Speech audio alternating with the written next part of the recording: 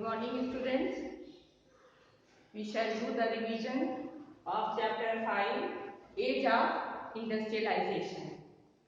And students, you know that your third periodic test is going to be started. You have to take care properly. You have to revise the whole chapter. Read out everything, make points, and all the questions, whatever is given in your textbook, write down the answer of those questions. So today we shall start the revision of the chapter 5, Age of Industrialization.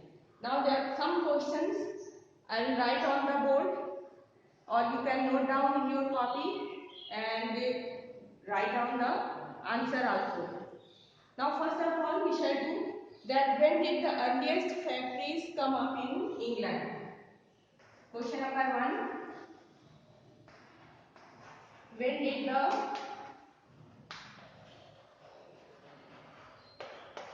earliest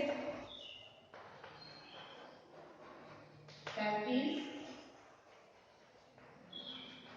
come up in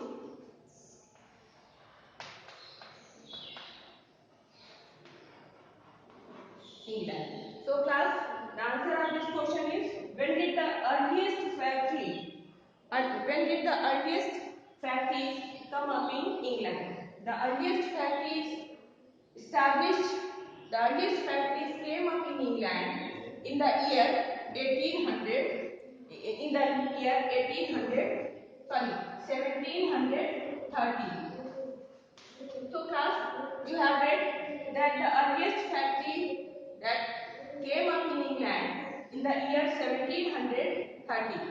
So you can understand that though the earliest factory was set up in 1730 or the early part of 18th century, but it was multiplied or the number increased later in the late 18th century. For a long time, the industrialists, they were scared, they were cautioned, and they had not set up more factories. And I have explained also you that what was the reason behind that, because they were scared as the factories, the machines were quite costly. They did not want to invest huge amount as the mechanics for the repairing work were not available so easily. And another reason was that the labors were available abundant because of the unemployment. So, though the earliest factories came up in England in 1730, but the number increased in the second half of the 18th century. Okay, another question is, which were the most dynamic industries in England?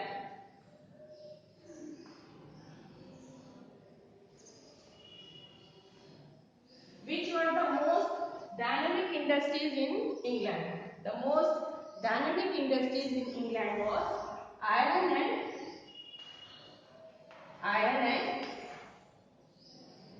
cotton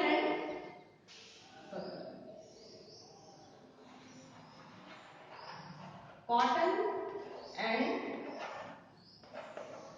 iron and steel. Yes. So these were the two industries, cotton industry and iron and steel industry. They were the most dynamic industries in England in 18th century because there was great demand of these two items, cotton and iron and steel.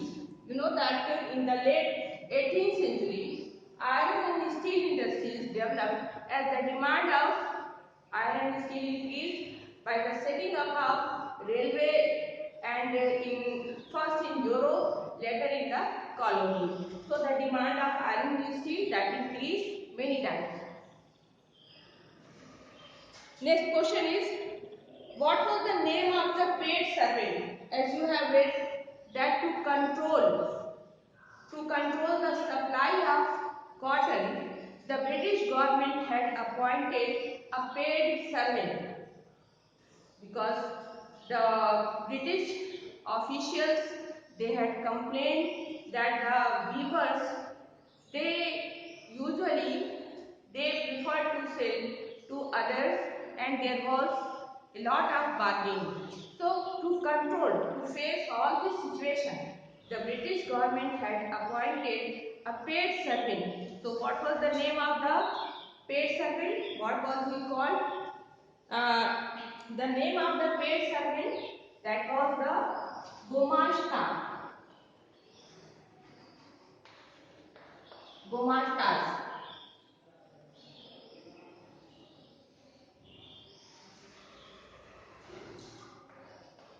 Yes. Gomashtas, they were the paid servant. They were appointed by the British government. What was the reason? What was the purpose to appoint the Gomashtas?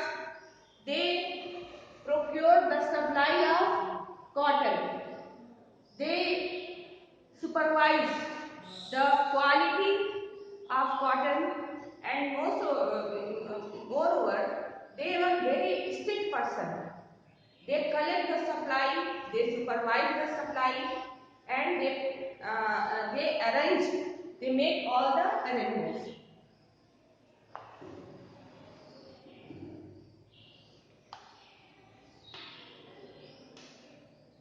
So generally, the Gomashtas were appointed by the British government to deal with the weavers. Now, when was the first cotton mill was set up? Next question, write down.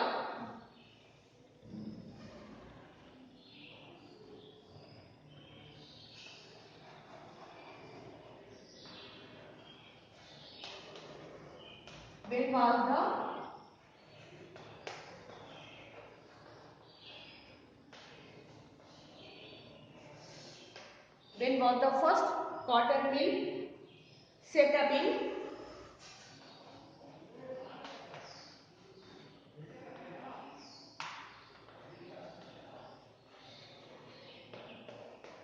when was the first cotton mill set up in India? The first cotton mill,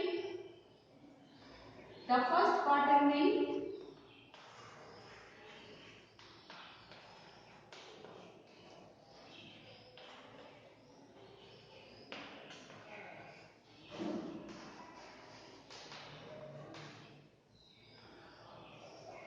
set up in India in 1854. Okay, so the first cotton mill, the first cotton mill was set up in India in 1800 in India in 1854. 1854, that was the year when first cotton mill was set up. It was set up in Bombay. Later in other big cities, in other cities, for example Madras and in Calcutta, Kanpur, the other mills were set up. In Calcutta, the jute mill, that was also set up. So you can see that in the mid 19th century, the factories and mills were set up in India to produce cotton textile. Next question, name two materials which were exported to England from India. Yes, class, you can see that before the coming of the Britishers, India was the great supplier of the cotton and wheat. And after the coming of Britishers, they had controlled and they had made many restrictions, and slowly the trade, the vibrant trade which was carried on from India to other parts of the world, that was controlled, that was checked. And the two main materials which were exported to England from India, that was the wheat and cotton. They were sent to England. Now next question.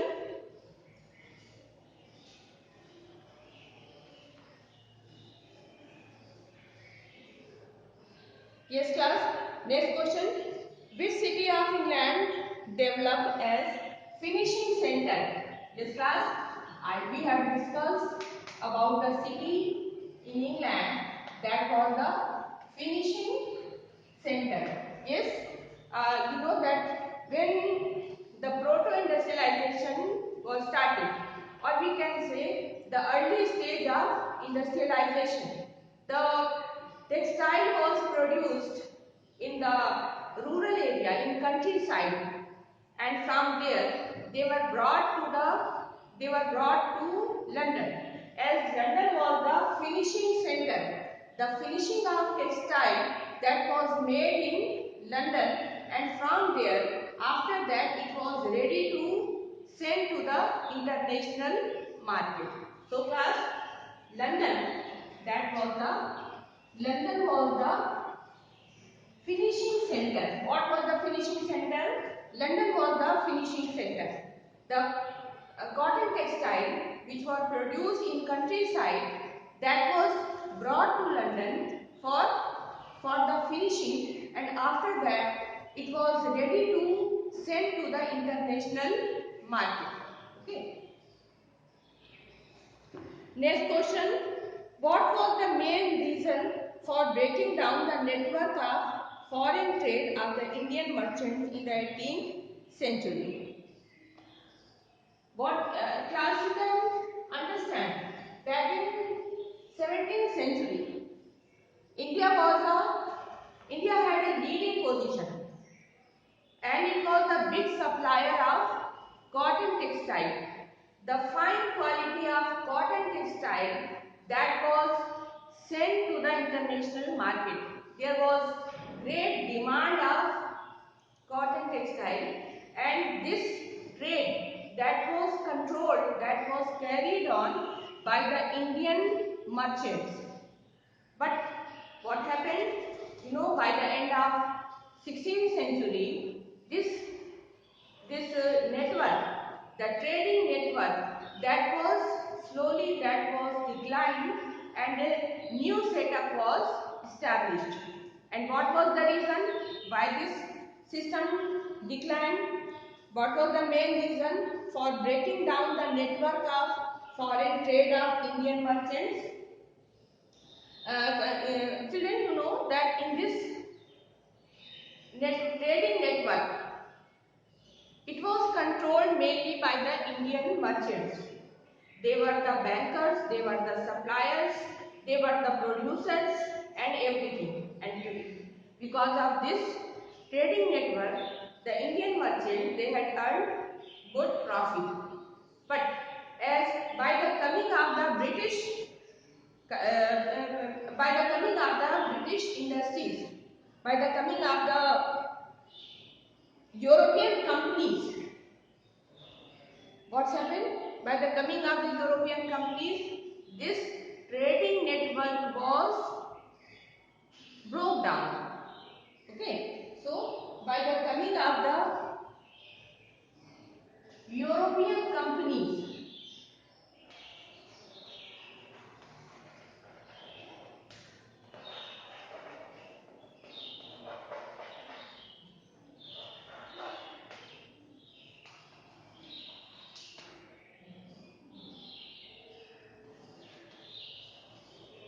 the Indian trading network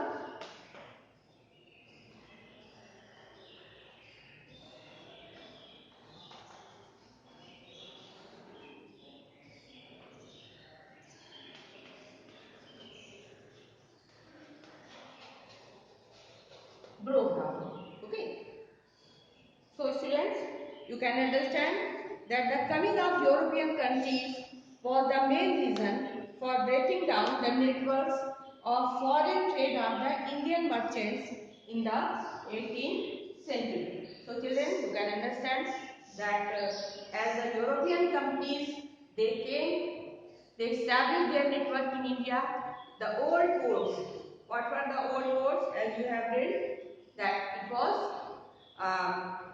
was in Bengal, Masulipatam and Hooghly. So these old trading ports, they were declined, and in place of that, new trading ports were developed. That was Bombay, Calcutta, and Madras. So these now trade was carried on. It was controlled by it was controlled by the European trading companies, and it was controlled by completely by the Britishers.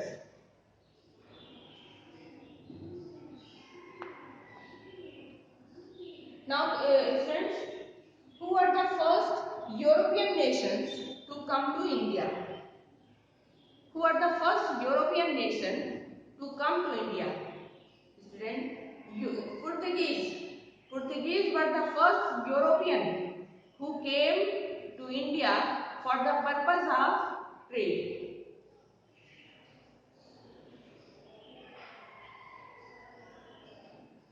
Now next, another question is, who introduced the steam engine?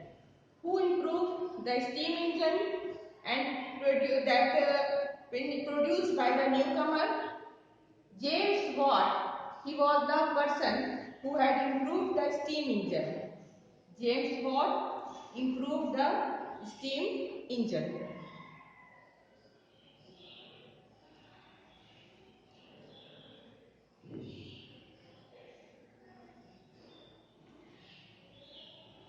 Now there is another question. What was the reason?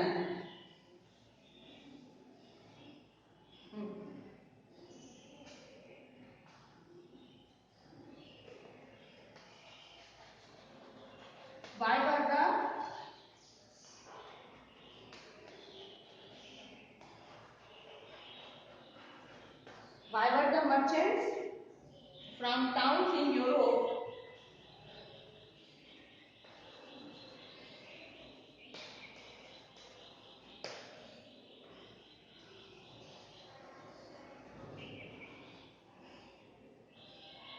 began to move countryside?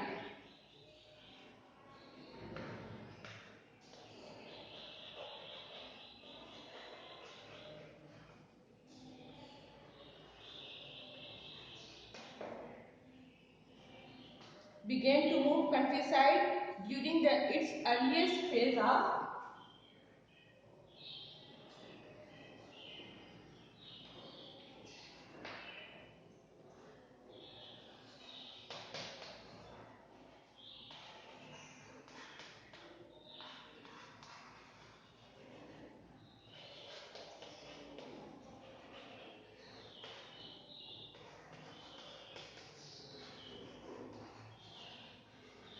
yes. Now the question is, why were the merchants from towns in Europe began to move countryside during its earliest phase of industrialization? Now children, the answer is